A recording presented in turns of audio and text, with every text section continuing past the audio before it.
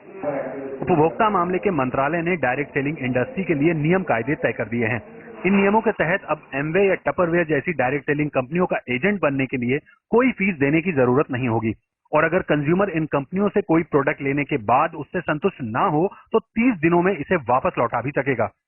ऐसे कई और नियम डीएसए की गाइडलाइंस में होंगे। उपभोक्ता मामले के मंत्री रामविलास पासवान ने इन गाइडलाइंस पर इंडस्ट्री से बातचीत की है।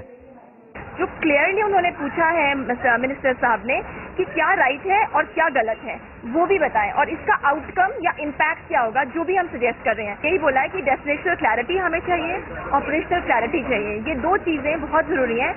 ये रख के सोचना है जो भी गाइडलाइन आए अभी के लिए कि एटलीस्ट अगले 10 साल तक तो हमें प्रॉब्लम नहीं हो।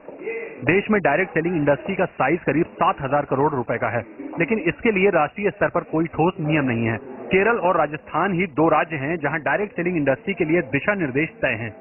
ऐसे में इंडस्ट्री चाहती है कि केंद्र की गाइडलाइंस आने के बाद इसे कानून के दायरे में भी लाया जाए।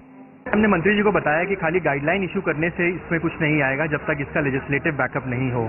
तो मंत्री जी ने वही बोला है कि एक बार वो उसको समझ लें कि उसमें क्या क्या प्रोविजन डालने हैं, उसके बाद इसको देखेंगे कि किस तरह से इसको कानून के दायरे के अंदर लाया जा सकता है। अपने कारोबार को पॉन्जी स्कीम की छवि से बचाने के लिए पिछले 15 साल से डायरेक्ट सेलिंग इंडस्ट्री को इस तरह के दिशा निर्देश का इंतजार है।